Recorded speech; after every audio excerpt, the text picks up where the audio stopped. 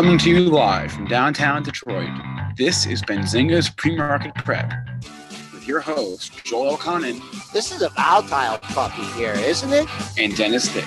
I'm bidding a penny. I will buy the stock for a penny. With everything you need to start your trading day.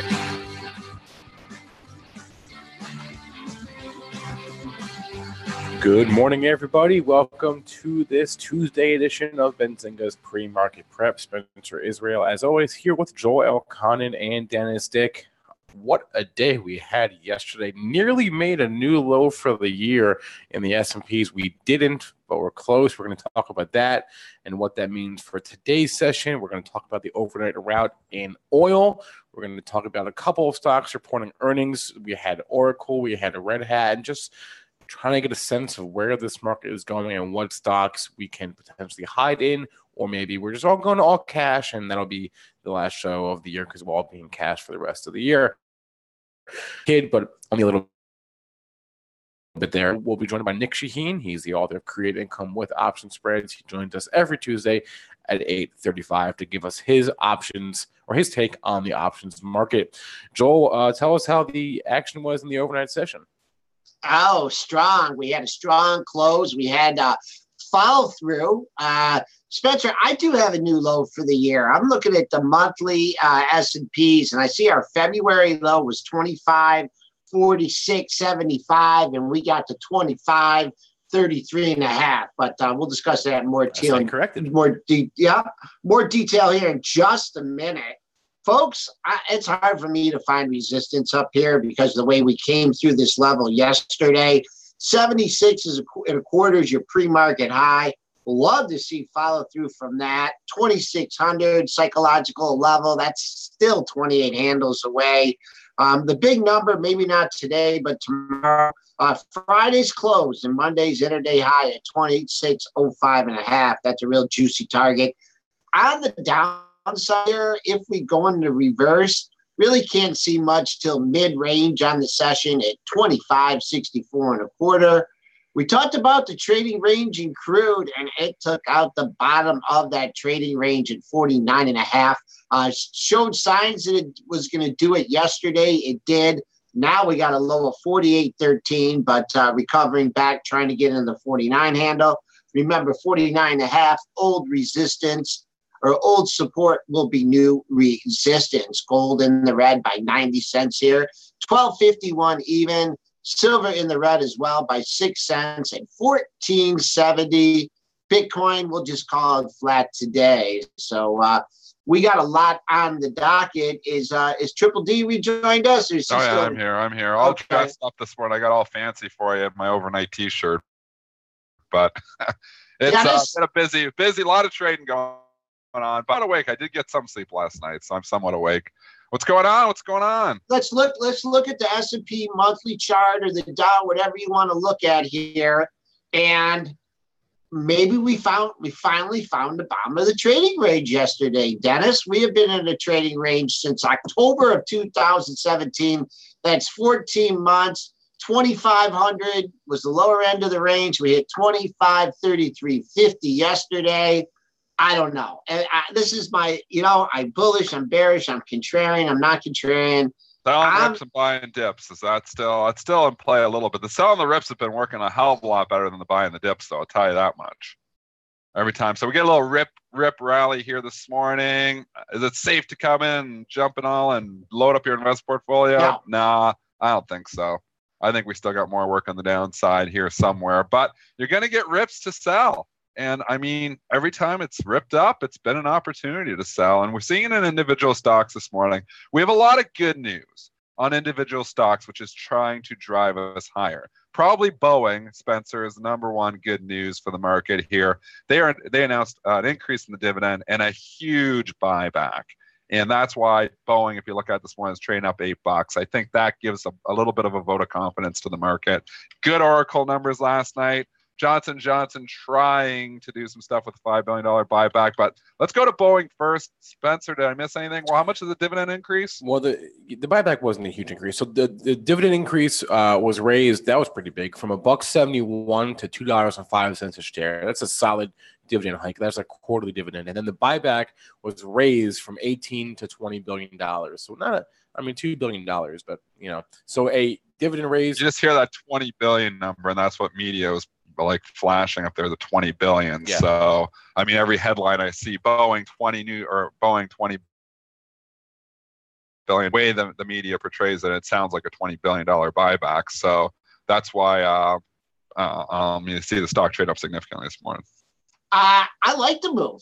I'm not going to be chasing it up 787 at the session, pre-market high 324.95. But you know what? They're showing confidence in their company here. The stock was knocking on the door of 400 back in before we fell off a cliff in November. Now they're buying back stock, showing confidence in the company. I like it. I like it. I rather would see a pullback, maybe come in yesterday's range of let's see, what was the high? Well, the high yesterday was 327.22. So there's another target for you on the upside. Still, it's gapping up, but yesterday's high is a target, 327.22. Let's jump over to Johnson & Johnson. Multiple headlines here. Last night, CEO goes on Cramer, but before the CEO went on Cramer, they announced a new, $5 billion buyback here, Spencer? Yeah, this one made me chuckle. That is correct. That is a new $5 billion buyback. On top of that, they reaffirmed their outlook for the fiscal year. They reaffirmed their EPS and their sales guidance that was previously given. That was all reaffirmed.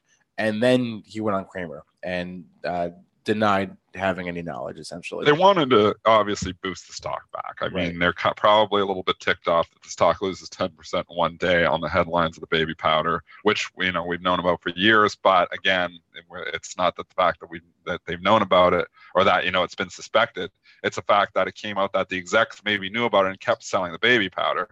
He's denying flat out that the baby powder even contains asbestos. So I didn't know that was still up in the air, but on Cramer, he was very adamant last night saying baby powder does not contain any asbestos. He was saying, it's been around for 200 years, maybe back in the 1800s it did, but obviously currently it doesn't. So, and they basically denied knowing, at any point in time that it had asbestos and still selling it. So, and then they do the buyback. So he said a lot of things I thought okay on Cramer last night. The market really not responding that well, though, and that's the issue here I have with the Johnson & Johnson. It's up 1% this morning, but it's a buyback. The comments from the CEO and Cramer were pretty positive, or pretty, at least, I thought he was saying what he was supposed to say, but the market doesn't seem to really care. It's still kind of finding sell to a certain extent because we're not up very much. We're barely up what the market is up. Yeah, it's definitely concerning here, and the news can really move stocks. You got a lot of pressure with people. This underwater. Just comparison. Sorry, Joel, to interrupt, but okay. Boeing does adds $2 billion to their buyback. It stocks up $8. Johnson & Johnson does $5 billion buyback. Stocks up 0.98%. Not much. No. So, that you can see, what can happen if, everything's going in, obviously in this case, they're not responding that well to it. And yesterday I gave you a number to take a look at, and that was 133 even. That was the close on Friday. To me, that's where the market is digesting all this information. That's where it closed. Yesterday's high, 131.65. So I'm sticking with that 133 number. Until it closes above 133, I have no interest in this on the long side. Also reporting earnings. So lots, like I said, there's quite a bit of good news here because you got Oracle trading up significantly this morning. I still have Oracle in my invest portfolio. I dumped half back at 49. Back probably when I can't remember when. I think it was September or October. And I was just like, it's been holding up here for a long time. It might have even been in the spring or in the summer that I actually dumped this one early because I think you know when it was. So I've had Oracle in my portfolio since the financial crisis. Bought it back. I think I bought multiple times. I bought it $15 and $9 during the financial crisis. And if you look in June, it went and I think it was disappointing earnings or something back then, but it went from like $48 down to 42, 43. Came all the way back in the next month, back up in the 48 handle. I was like, you know what? Been here a long time. I'm going to dump half. So I've dumped half my Oracle. So now obviously completely playing with the house's money because I was up like 400% in the position because I bought it so low during the financial crisis. But, here I am sitting with the other half still. And I look at everything that's happened in this market. And I look at, obviously a lot of, my long-term portfolio stuff's been hit. I mean, the market's down 13% from the highs, the S&Ps. You've got, some energy stocks that are down 30 or 40%. And you look at Oracle here, and now with today's rally, it's only $3-4 off its recent highs. So I look at this and thinking, maybe I should just get rid of my Oracle. There's one of those that's held up. But I mean, the relative strength argument would say, no, this is the one you want to hold because it's held up better than any of the other ones. So I'm torn here. Chat, what should I do with my Oracle position here? Had it in there for 7 years. I'm averaging around, I think, $12 or something. It's 48. Should I dump the rest of it? Joel, what are your thoughts? Nice opportunity to dump today if you wanted to dump. 48 is my number, 48.11. You can see that little spike high on December 12th, and you got a gap to fill in that area up to 48.71. So if this is above 48, boom. I like it. I would like it to the upside. So if it just if it pops, and sells off and they start to give it back, and then I think I would still hold out for, the low of the move is 45.34. Well, what about the argument that, and I mean, this is a pretty big argument, that it seems like every time something gets a significant rally in this market, you look at it a week later and it gives it back. I mean, we saw it with Twilio earnings originally back in November. I know Twilio's come back up since then, but a lot of different stocks where they get a nice pop up on news, and you look at them a week later and they've leaked it back just because this market tends to sell all reps. That's my concern. I mean, you don't want to. If I had this on for a trade, I think I'd absolutely probably be ringing the register. But because it's a long-term investment, I hate trading my long-term portfolio. But at the same time, I'm nervous. I'm still nervous, and I hope that we're not going into something more serious. I hope maybe it's gonna turn around here eventually. But you look at a lot of different stocks, and especially some of the small caps. I mean, I got out of position, and I've got like I've said before, 80 or 90 positions in my long-term investment portfolio. And I was just taking a look at it yesterday. I mean, there's some small stocks that've just been annihilated. I've got like Scott's Miracle-Gro, which I thought was a decent company with a 3% dividend. The thing's down like 10 points in like the last 2 weeks. I mean, there are some stocks that are just getting beat, even when they're defensive or even when they got a nice little dividend yield. I mean, even Procter and Gamble yesterday. I mean, that was an ugly fall for Procter and Gamble too. So I don't know. Dennis, I'm so torn. Dennis, the Russell is in a official correction, 20%. The Russell, and it's not surprising. The Russell has fallen. Some of the smaller 20%. stocks have been hit really hard. Look at the IWM. I mean, that's a good point there, Spencer. 170. Back in September. Here we are 2.5 months. What a terrible quarter for stocks. $137 on the IWM now. I mean, it's there's some stocks that's just ugly. Yeah.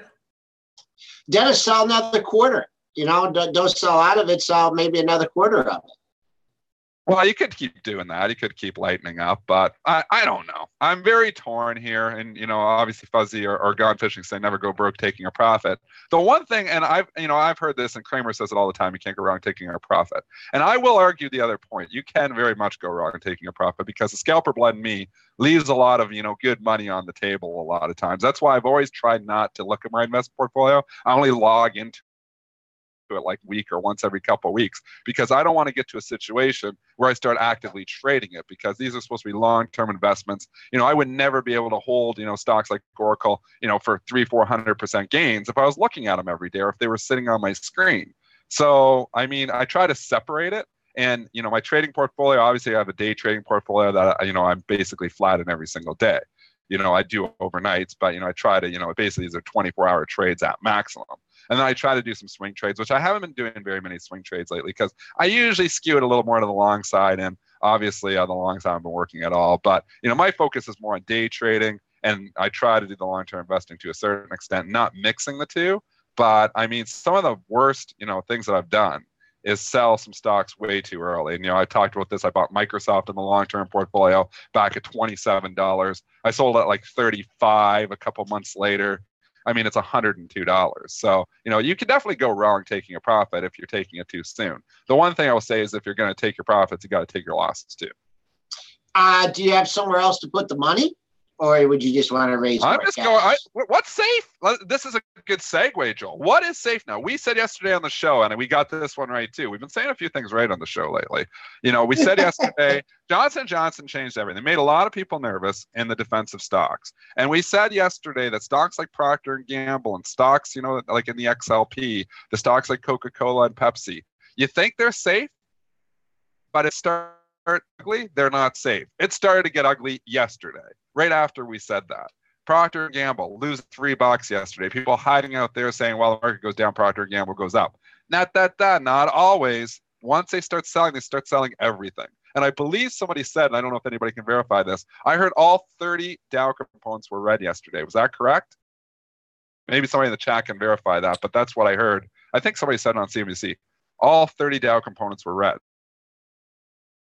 So Pfizer, I own Merck and Pfizer in my long-term investment portfolio. Those stocks have been holding up well. Those stocks got hit too. So it's somewhat going across the board right now. And really the only thing that is safe if it really starts to get ugly, I mean, gold usually performs okay, is cash. And we had a good argument from Kelly yesterday on the show saying, hey, I can get 3.5% here, and some cash, stuff out there if you go out a little ways right now. And that's that's not bad. So maybe it's time to start looking into more cash. Yeah. Yeah. I mean, it depends, what rate a lot of 1.5%, 2%ers out there. I mean, it's also, even if you're getting less than that, it's better than losing, right? And I think it's a matter of your portfolio and your trading portfolio. You should always have some cash. I'm sitting with a lot. And I analyzed my portfolio. I believe I'm sitting with 40% cash, and that's what I raised up. That's way too high. I said this yesterday on the show. It's way too high for somebody my age, but I've been nervous about the market. I wish I was 100% cash when I started looking at it, because I look at some of these stocks that I've got and I'm like, man, here I am making pretty good money trading right now. I'm losing it all in my long-term investment portfolio, and I'm 40% cash. Well, so, then maybe this is the financial. This is like the financial crisis again. Well, that's the big concern I have is what if it is? What if we are going into, and you look at Europe and it looks like it. I mean, and we've said this for a while. You look at, and I say it almost every other show, Deutsche Bank. I mean, yeah, sure, it's up this morning. That trend is horrible. The stock's $8. I mean, Europe looks like they are going into a full-on some type of crisis over there because the banks are just not pretty at all. They continue to go down. Barclays weak yesterday. Every single European bank, find me a good one. There isn't one there. ING $11, CS $10. European banks are all just in shambles. So that's telling me there's some type of crisis going on over there, or going to be going on. And I really believe our banks don't, because they're all in bed with each other. And if the Europe's going to have problems there, and they're going to have problems too. There is a good argument that there could be another financial crisis. So don't think that is not possible. That being said, I don't think we're there yet. I think you're going to get opportunities here to lighten up. I don't think we're going, if it does happen, I think you're going to have more chances. We've had lots of chances to sell. So I don't think selling the dips is the way to do it. I think selling the rips. Getting a little rip this morning, if you're nervous, maybe lighten up a bit. I agree. I mean, there's a lot of different things to look at. Different stocks are moving in different directions. I just wanted to mention one thing about the Procter & Gamble. And we talked about this that day when it had like the upgrade from Bank America, like the best stock you have to own right now, put in your portfolio. And then it took out that 95 seller. And I like to take notes of those because, like, hey, he sold 1 million that day, or a combination of people sold that stock. And you know what? For that one day or for 2 days, that didn't look like very good sales, right? Because it went to 96.5, 96.90, 96.79. But you know what? How does that million share sell in 95 looking today? I mean, paying attention to those huge institutional orders, maybe not from 1 day or 2 days, but you go back, you take a longer term perspective. Sometimes institutions know what they're doing. Yep, I'd have to say that. So question from the chat here. Jazz asking, do I think GE found a bottom? Yeah, I do. I've said it for the last few days. I think GE 666 is going to be the low. I said it kind of jokingly originally, and that was because of Spencer pointing it out, 666. But then I said it on the show when we had the big pop up to 750. I'm like, it looks like, the 666 is low, and I'd be buying this maybe on pullbacks here. And I was hoping to get in the 680s or 690s, leaning on the 660 low. We didn't quite get there. We got 699 the last 2 days and 701, but 7 looks like it's holding. And you know what else on G yesterday? One of the few stocks that was green on a bad day. Good relative strength there. Yeah, you know what? I think the GE low could potentially be in. I would stop out. If it starts going at 665 or 660, I'm out. But if you want to put it on for a swing trade here, I think you've got your risk well defined. I would say stop out below the 666 low. And if you're risking yourself at this point in time at 725, you're risking obviously a little bit more. You're risking almost 50, 60 cents. But when it was $7 yesterday, or if it gets down in the low sevens again, you're only risking yourself 35 cents. So I like it better buying it at 7 yesterday than 725. Yeah, I thought you were going to try a swing trade there. I had it long overnight. I just sold it because it's obviously up more than the S&P. That's just in the day trading portfolio. So I just sold it this morning at 725 and 726. But I might get back in here today though. So I like it on the pullbacks. If I'm buying anything, crazy world this is right now in my head. If I'm buying anything, it might be GE. Not long term. Not long term though. For a swing trade. Long term, still sticking with inch, but I like it for a swing trade here. And you did still thinking it could go to $8. You got a gap fill. I mean, you talk about a textbook gap fill here off that JP Morgan upgrade. You had a gap down to 703. And it took 2 or 3 days to fill it, but institutions stepped right up there at 7. Kind of tight yesterday. Your last 2 days high right here at 7.25. The high on that JP Morgan day was 750, but opening into yesterday's high and Friday's high as well. Spencer, lots of other news here. We could go to a couple other earnings if you want. We can go over to, there's a few ratings. We can go anywhere you want to go and let Spencer Israel lead the way. Well, I'll read the Oracle numbers real fast, and then I'm going to go straight to the Red Hat report. So Oracle, just for awareness, beat on both the EPS and sales, 80 cents for 78 cents, and sales of 9.56 for $90 billion. Their Q4 EPS got even higher than estimates by 2 to 4 cents. The Red Hat report also last night, the Q3 adjusted EPS 96 cents, up from 73 cents on a year-over-year basis, and the sales missed 846 versus $852 million. They did say gross revenue was up 9% on a year-over-year basis. So I'll pull up the Red Hat chart here, and we can take a look at that. I mean, Red Hat is getting taken over by IBM, so it's not going to move much at all on these earnings. When you have obviously earnings stocks that are getting taken over for a cash deal, it's not going to move much. So here it is. I forgot all about that. These earnings. So and that's because it's getting taken over. Exactly.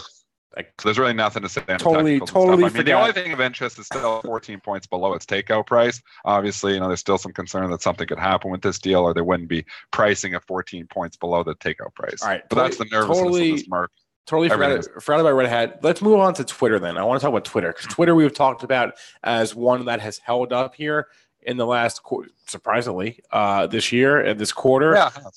They're under some heat of their own now. They published a blog post yesterday saying they discovered suspicious traffic to a customer support forum, and while investigating it, they realized a security bug exposed the user data, and they didn't really offer any more details besides that. But just it's funny because sometimes these headlines move stocks, sometimes they don't. I think the fact that they move Twitter this much just speaks to the spookiness of this market and how scared people are, but they really hit it yesterday.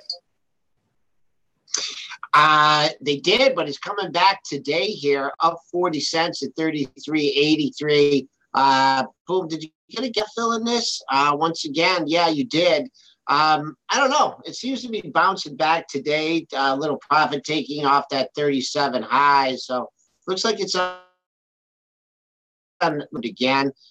Boy, you got a ways to go to get to the close from Friday, 35.87. So a little bit of a pullback and rallying back today. So I don't know, kind of middle of nowhere.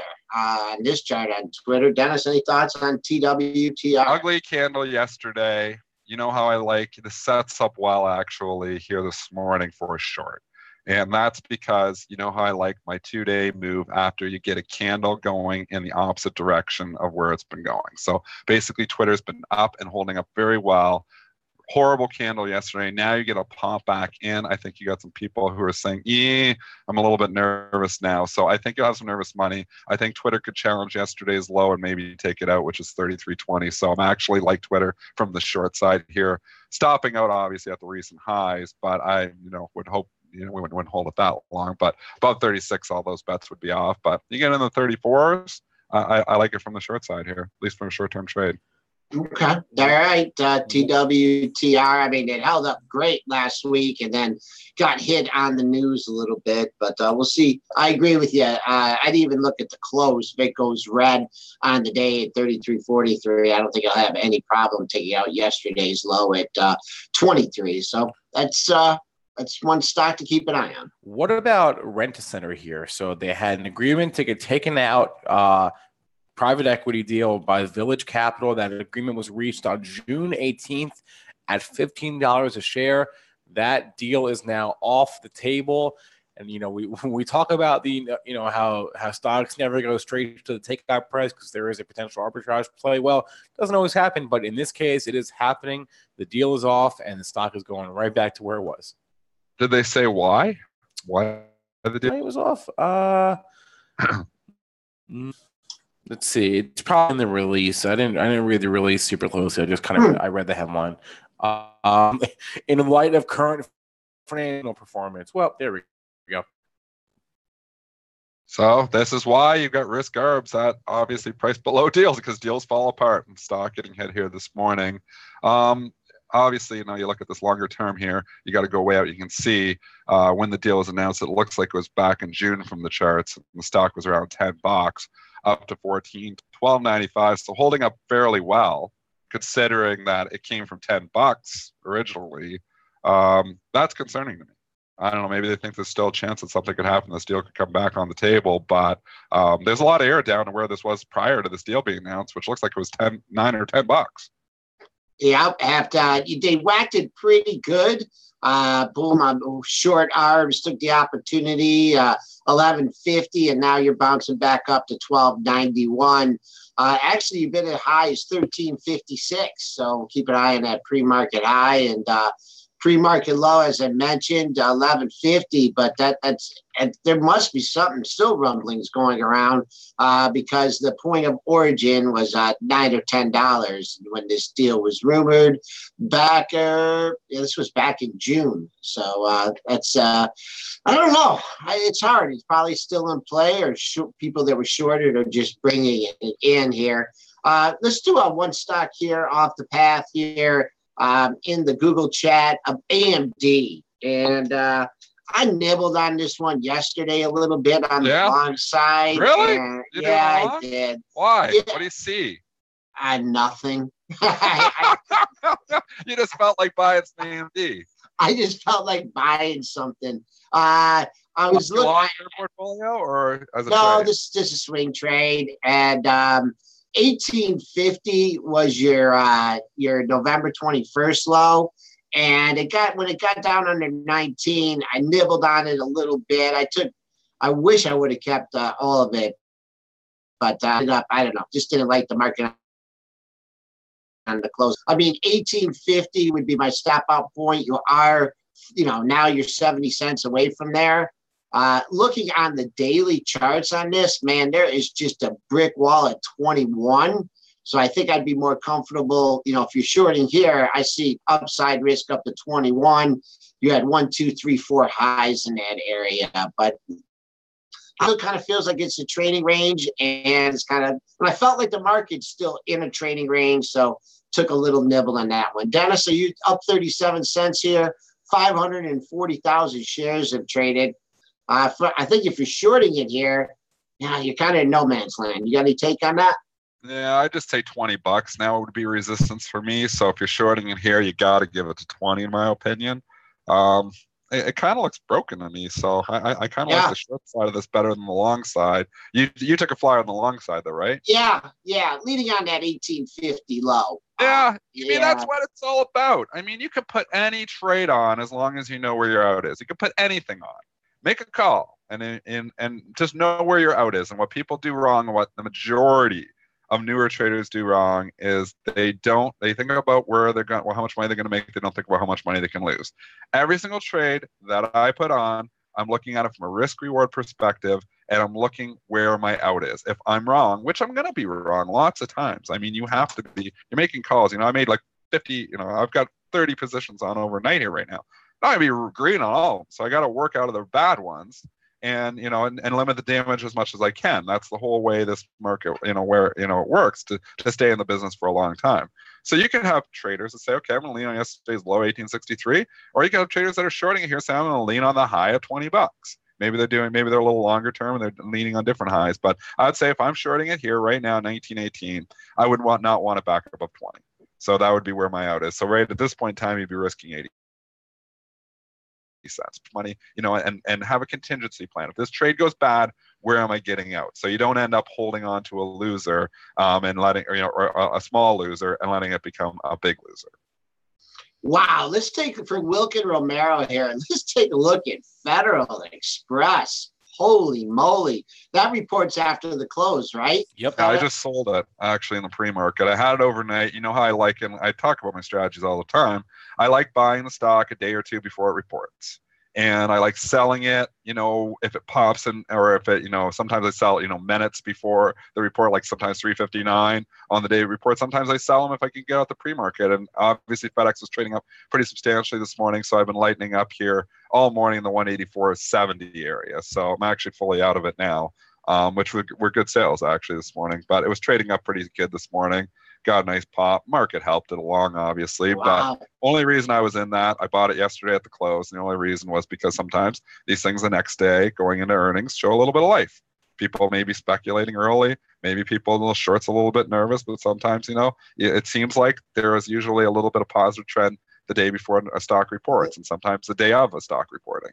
And, it worked out in this case. So FedEx, though, this trend, this absolutely ugly. I mean, oh, my God. Yeah, I it's unbelievable, really. I mean, I look at this from a long-term investment standpoint. I think maybe I should be nibbling in some. I mean, it's now got a 1.4% dividend. The PE's come down, I'm sure, dramatically here. It's lost $50 in the last week and a half. I mean, there's probably been no perform, of some of these bigger caps that are widely traded. It's got to be one of the worst performers. So they say anything good, maybe it'll go up. I don't know. Yeah, Dennis was banking on it ending a 9-day losing streak. Can't go down 10 days in a row, right? 9 days. Yeah. From 2:30 over. That was your close on December 3rd. You hit 182.19 yesterday was your close, 181.28. If you're still looking for if you still want to say you're looking for a target, yesterday's high was 186.17. So that'd be another potential target. I think with the way the market is today, and of course this complexion could change very quickly. If I had a big short in this position, I'd be trying to bring some of it in today. I mean, it's just I wouldn't want to hold it short through the earnings. No way. And I think that's another thing why, sometimes these trades work. It's just, you got a lot of people, you might have some institutions that have bigger positions and they can't cover it all at the close because they're going to end up, if they have to cover too much, they could move the price. So they might be covering all day. I think that's why you see a lot of times you see that relative strength right before, a stock report, because you have people who are nervous short and they're like, you know what? I made a lot of money on this. I'm not going to let, an Oracle happen. So if you were and just looking at it from the short side perspective, imagine you were a short Oracle and you held it into that report. You just lost everything you just made in the last 2 weeks because you held it through the report. And I think a lot of short-term shorts don't like to hold stocks through reports. And that's why sometimes you see some covering. Not that's a huge short interest, but there's always people long short everything, a little bit, especially on a short-term basis. So, I think anybody who is short that thing probably going to cover before this report. I would. Yeah. Okay. 8:35.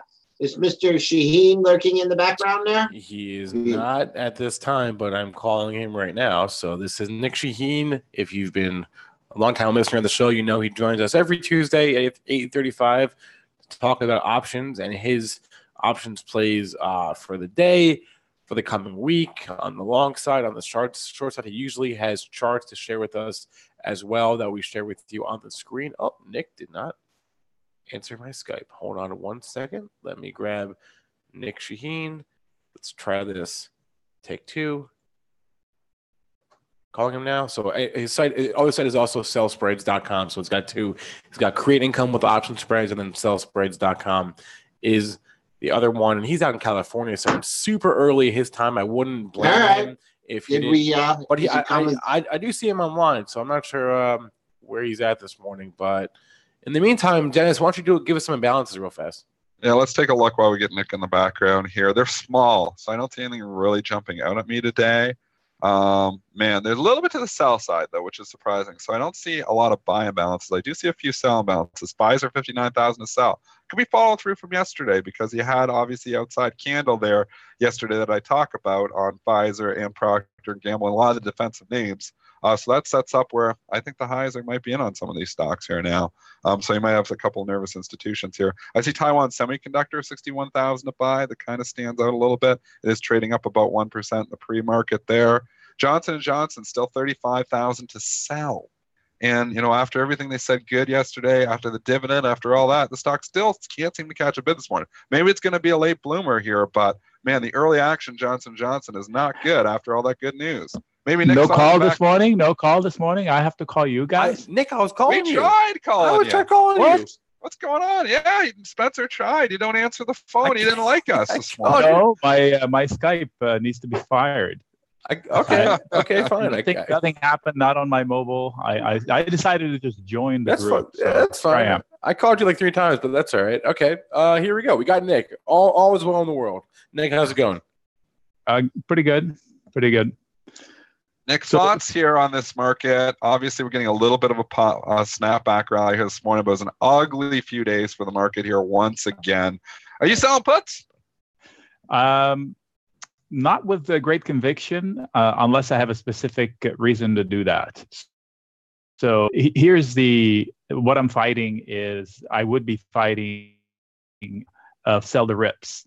And right now, onus is on the bulls to prove that meme dead before anything happens on a sustainable basis. You guys have talked about it. I've been listening in.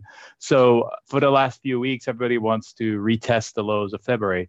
And we did that yesterday. And guess what? The same people that are retesting the lows, well, it happened too orderly. So I guess they really didn't need to retest the lows. They just wanted to see a whoosh, a panic whoosh. So I said, don't wish for the February lows because that opens the door for 2440, if not 2320 or something like that in the S&P. So that remains to be seen. And we have a big event with the Fed this week.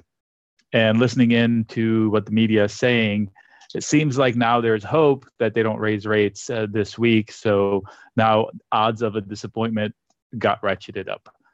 So all of that is leaving me cautious to what's going on. I don't have any conviction in either direction on the short term. I still have conviction that the overall macroeconomic picture is still good, and rates are not going anywhere fast, just for what's going on in the world. So aside from the headlines, I think there's upside to be had, and it could be violent, but first onus is on the bulls to prove that they can sustain a rally. Let's say you're a long-term investor. And let's say you've been sitting with some cash, which I'm kind of talking myself to a certain extent because I raised some cash a couple months ago. I'm sitting with quite a bit more cash than I'm even comfortable with because I'm a long-term, I have my short-term trading, but I also have a long-term investment account where, I try to obviously invest in stocks for the long term. And I want to put some of that cash to work, but I don't see like the buy signal jumping out at me here.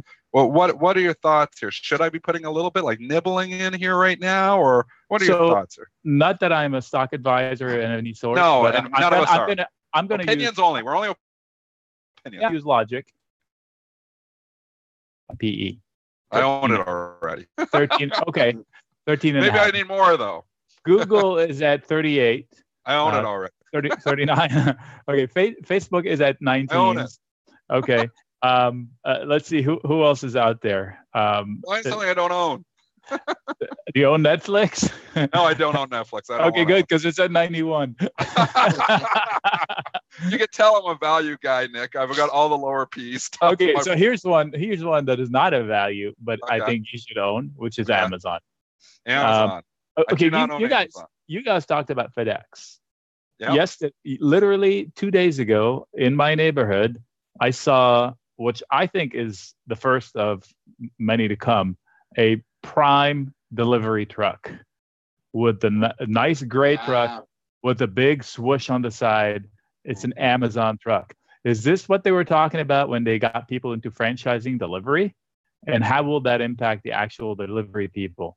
So I'm not clear on the message. I thought I read the headline a few weeks ago, if not a month or two ago, that they're going to get into the business of maintaining the fleet, and individuals will have the kind of a franchise model where they actually do deliveries for Amazon and maybe for other people. So how is that going to impact all the other delivery guys? I mean, we've seen how it's been impacting so far. FedEx is UPS has looked awful the last 2 weeks, and you can blame the overall market, but maybe there's something else going on here too, because I don't think there's been anything weak enough. FedEx lost $50 in the last 2 weeks. Yeah, I did nibble on a call in FedEx, and it's a little red, and I'll decide what to do it before the earnings. I forget what was the reason now that I got into it. But the point is that Amazon, I think, is a must-own. Here's the thing: if you think markets are going to be higher down the line, Amazon is going to be up there because they have so many things. Spoken about this before, or technology licensing that just trickles down to the bottom line right away. So maybe growth, even if growth doesn't explode, the bottom line is going to explode, and that PE will drop down considerably. But then it changes from being this mega growth. But I still give them all the benefit of the doubt on the growth side. There is no way this team is going to stop innovating like Apple did.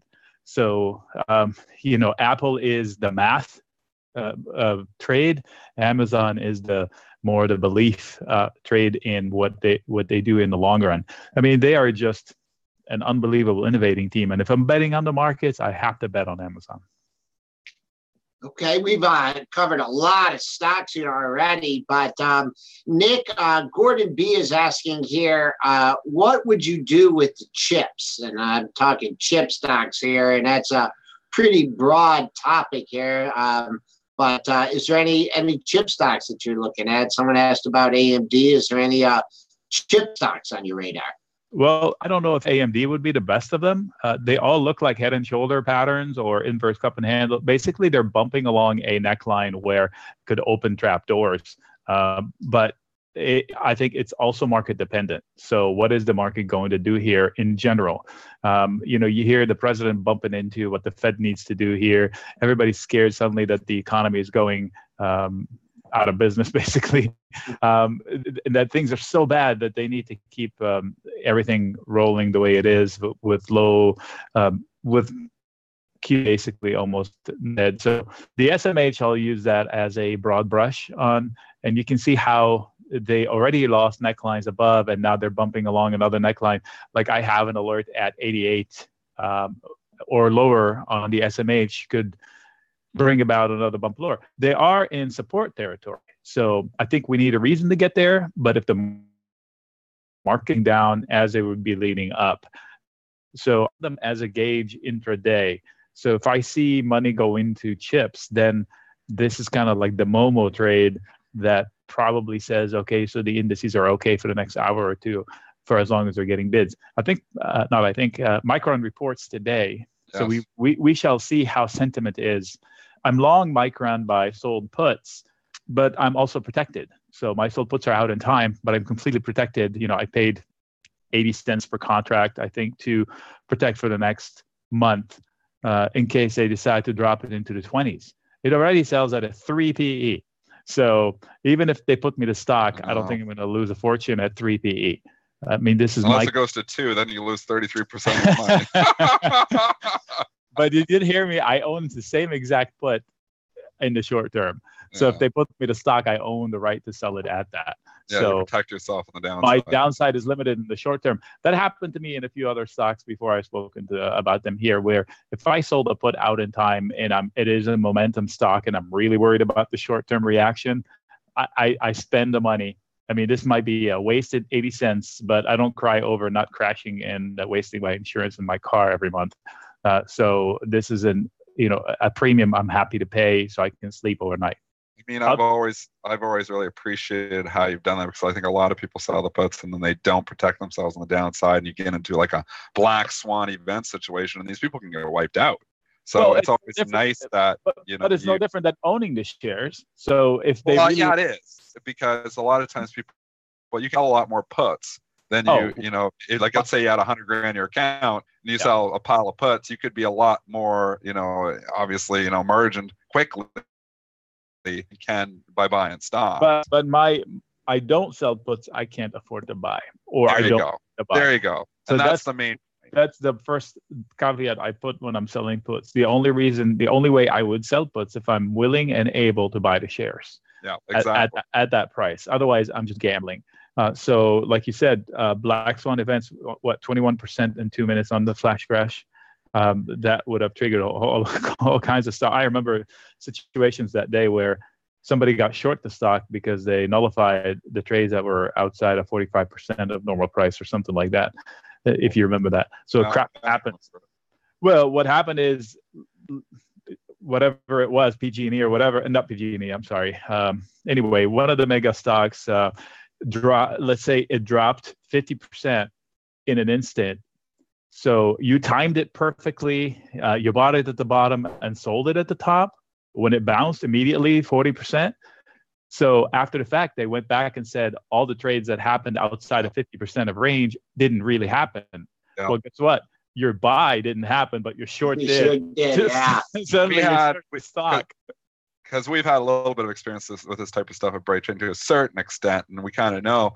And I had multiple traders, like, when we were talking about it, even, in our Skype chat and stuff when it was happening that day, and saying, are they going to start busting stuff like this? I'm like, they could. The stock's getting bought, especially in the original flash crash from May of 2010, when stocks were trading down to a penny. I was like, those are going to bust. I mean, so if you're buying this thing, stock was at $50 and you're buying this thing for $1 or even a penny, you probably know you don't really own those shares, that they were probably going to bust them. So, but some people were probably buying these things at $1, they were $30 stocks. It turns around and go back to 20. They sell it thinking they just made 20 points at that. Not only did they, bust your buy, they sometimes didn't bust your sell. So now you're short from 20, stock's back at 30, and you're down. Yeah, that's exactly what I'm talking about. Yeah. That's exactly. It's a complete debacle of day. And that's what stuff they can't allow to happen. And we have circuit breakers in there now. So they've done a few things to try to band-aid, liquidity issues. And that's what the flash crash was. It was a liquidity issue where all the buyers just said, look, I'm not putting any orders out there. I'm not putting any bids. There's no bids. There's literally, like in a stock like Accenture, there was no bids. It went to a penny. Yep. Yeah. It traded down to the stub quotes that were at a penny, which is insane. Nick, can I ask you about a couple boring stocks here? They were asked in the Google chat. One is a boring one that I like to follow and trade a little bit. Bank America here. And the reason I liked this yesterday was there's two reasons I like it. One, it did not make a new low of the move, even though the SPOOs went 60 points lower. So that showed good relative strength. And also 7 closes within a 20-30 cent range. That's a lot of consolidation here. For me, nibbled on the long side a little bit yesterday. Man, if it can clear 25, and I don't, with the Fed meeting and everything, I think if it clears 25, it's got some room on the upside here. Boring stock, but figured I'd ask you about that. Another boring stock, too, to cover, AT&T. And this is for, I think it's Leg in the Google chat. Yeah, well, here's the thing. First, I posted a chart for Amazon. So before you rush into all in, mortgage your wife and kids and all of that, and get into Amazon, there is a scenario of a 300-point lower drop from here if the markets fall. So keep that in mind. That nothing is all in these days. Nibble. So Bank of America yesterday, I sent out a note saying that I see outperformance 2-3 days in a row. where even it was green, it was like the only financial that was green. So, and it's on a weekly basis, it's fallen into some support. So I like your idea of them from the, okay, it's resisting selling. So all it needs is a little bit of good news, help from the general market, and it could rally. And then I looked at the premiums, and from the options perspective, it is, I mean, you have to have in trading it because the premiums don't extend from price. So if I want to sell puts, I'm near the money already. And if I want to buy calls, I have to buy them near the money. So maybe buying the calls would be better, but out in time because you don't want to be timed out of it. So if you really want to own the shares at 22.5, then maybe you'd sell the put out in time at 22.5 and be happy if it falls to it. And if you see in the chart I just pointed out, 23 is a well-consolidated price on heavy volume, so it should provide support on a way down. Also, a cheap stock from the typical look at things via PE, for example, but that hasn't been a reason for upside, but a reason it's like 10 or 11 PE, and it's probably selling close to book. So if they liquidate the company now, you get your money back, basically. So if you own it at 22 or 23 or 22.5, then it's not going to be a financial disaster unless, something breaks in the bank or in the banks in general. So selling the put, it will have to be out in time and somewhere around 22.5, maybe 23. And if you want to be really long that, you sell the put and you buy the call way out in time and you're almost long for free. But then again, you need upside to benefit. Okay, and then the other AT&T. Okay, so I haven't tracked AT&T in a while. I know they had some balance sheet issues. I don't know if I would be too excited about owning AT&T unless you know something inside. It's not expensive, like 15 PE. So from a value perspective, it's okay. Let me look at the short-term chart on it. It's pinched. So you have higher lows, lower highs coming to a point around necklines. So kind of a what will the market do type of a deal. And let me go really short-term in like a 4-hour chart to show you the fact that there is a floor that's being tested, and that usually will break if falls. So depending on what happens this week, it's 29.55, 29.60 is important to hold. It had the candle that poked through it, but I'm going to discount it out. So that's the first level. 29.37 would be the second level. 29.35. Let's call it 29.4 for round numbers, crying out loud. So those are important. If those are lost, it's not a typical head and shoulders, but it is the neckline that's lost, and then there might be some downside from there. All right, and let's see. We got one more here. Someone noted the Bollinger Bands are getting tight. I'm not a big Bollinger Band fan here, but NVIDIA here, just NVIDIA, it's hanging out here near the lows and the moves. Any interest in this issue? Well, this the fallen angel. This was the master of all the sector, and it when it lost 180-ish, that was a head and shoulder, with the downside being somewhere in 130-ish. So it did kind of touch that. So from here, there's that one candle. I'm looking at a daily. I'll post in a second. That went down all the way to 133. So that's your bogey, 133.5. Below that, it could trigger another leg lower because you can consider that as a neckline of sorts. So NVIDIA, I don't remember it being a cheap stock from the traditional sense. But it came down to below 20 as far as the PE. Getting cheaper. So it's not that crazy expensive. And if all the experts were right about it, as far as it being the stock, as far as technology, with all the stuff that it was coming down the pike with games, etc. So it might be a good long-term bet here. As far as Bollinger Bands, So I should get down and dirty maybe in this one.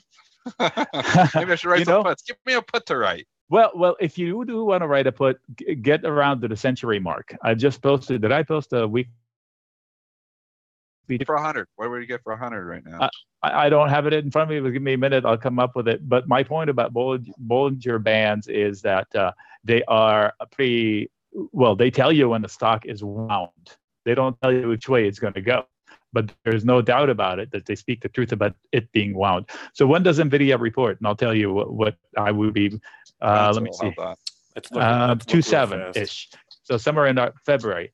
I would sell a put that expires before then. So what about a February 1st put? The 125 pays $4 as far as put, and 105 put pays $1. So that $104 would be break-even point there.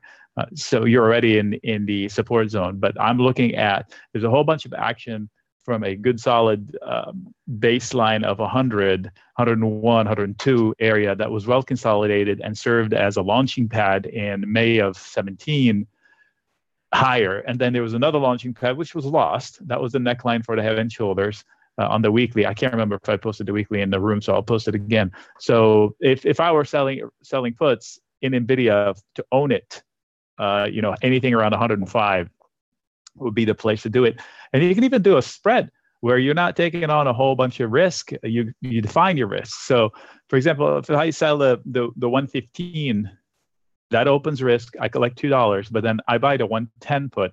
That limits my risk to the width of the spread, and I collect whatever it is, the difference is 60 cents or so. And then you're saying, oh my gosh, 60 cents, but you're risking the difference between that and 4 and 5. Well, let me rephrase it. This trade probably has an 85, 90% statistical odds of success, and you're collecting, what is that, air mass, 12%? So not a bad deal. In a few months, 12% at 90% success ratio. So this it makes sense. That trade makes sense.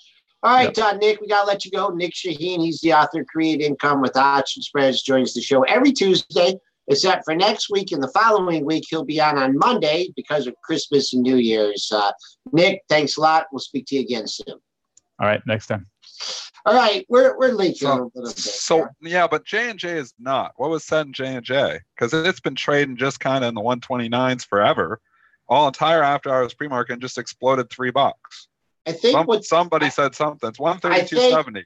They're all going to say it was because of the buyback, but the buyback was announced way back at 4:30 last night, and it really didn't go up like this. So somebody had to say something. I think, and I'm just taking this information from the chat. There was a guy, the attorney for the who's filing the suit was on CNBC, and I think he got ripped to shreds pretty good. That's just a guess. Someone help me out because I got CNBC. Benner's saying the same thing. Thanks, Benner. He's saying the lawyer was on CNBC and he said he didn't do a good job. He said he used one of their products this morning. The lawyer said that? That's what he said apparently. Okay. He did? That's suing J&J? Said that I just used one of their products? No. This is Johnson & Johnson's attorney. Oh, this is J&J's attorney. Yeah. Okay. No, I thought it was a lawyer I thought they had somebody that was going to do a lawsuit against him. So, okay. We're not watching CNBC, so we're getting all confused here. So, in any regard, maybe it was Kramer. Griffin was or you know what? Or maybe it was I'm not sure what. Yeah, obviously I can't not watching CNBC. No, we're doing a radio show. Sorry, guys. We're all confused here. Obviously, something was said on Johnson & Johnson in the last 20 minutes because it had just been hanging out at 130, 129, 130 all morning, and all of a sudden it's 133. So something was said on Johnson & Johnson that made it take off. So and it was pretty the lawsuit. So we have 132.84 print. So we're at decision time here. 133. That was the number I mentioned yesterday. I'm sticking with it today. That was your close from Thursday. So hold 133. There's a lot of room on the upside here, but nice little rally. But there's still overhead supply issues here too. Yep. I don't think this is popping back to 140 anytime soon. I think it's a gift. I think this morning's rally is a gift. And I didn't know the news, but I think you get up to the 135. I might even try from the short side. So it'd be nice. Like the 135 was where there's a couple lows there. See them back in October, Joel. You kind of think about maybe come back up that whole 135ish, maybe get a short on there and get a little bit more exposure on the downside because I don't think the story's over yet. Nope, not at all. So we covered the balances. Spencer, was there anything that we missed here? No ratings. We did not really cover. Philip Morris, the big one. And who downgraded Philip Morris? The only one of note today, and that was a downgrade from Credit Suisse to underperform. They lowered their price target from 92 to $74. This is on PM. That's really the only rating of any kind of note today that I saw, but it is getting a hit off that. Started getting hit yesterday. Again, you think it's defensive because it's got a 5.7% dividend. It's not that defensive. Getting hit here this morning, $80. So, I mean, yeah, you could get a bounce. You had multiple lows there in September around the 79.80, 79.90. Maybe a bounce there, but I think eventually you're going to test at 77 area, which we got to in September. So I think if you're buying it here, I think you're early. I think you can get a shot at 77, and I'm not even sure I'd be a buyer there. I'd probably bring in a short there, but I'm not sure I'd be a buyer. Yeah, new low of the move here. 80.96 was yesterday's low. That will act as a little bit of resistance. Dennis mentioned, the monthly patterns here. Pair of monthly lows in the 77 handle. Let's call it 77.35. And then your June and July lows were down into 76.5 area. So getting hit. Kind of with leaking. Yeah. Well, the spoos are leaking too. Yeah, a little bit. What's up? I mean, we had, if you think about it, at 25.76, we were 43 handles off the low from yesterday. So anybody bottom picking yesterday, it's just taking a few profits here. We'll get through that pre-market high 76.25 for more upside. On the downside, I'd really much to lean on. Mid-range is at 64.25, but under that, we could easily be unchanged on the session. Alrighty, that'll do it for today's show. Please remember, all the information on it is for informational purposes only, not meant to be investing advice. As far as tomorrow's show, we'll be joined by Jonathan Corpina, Senior Managing Partner at Meridian Equity Partners. If you missed any part of our show, catch our podcast. We're on iTunes, SoundCloud, Stitcher, TuneIn, and Google Play, or just rewatch us on YouTube. Hope everyone had a good morning. Hope you all have a good rest of your day, and hope you join us again on Wednesday.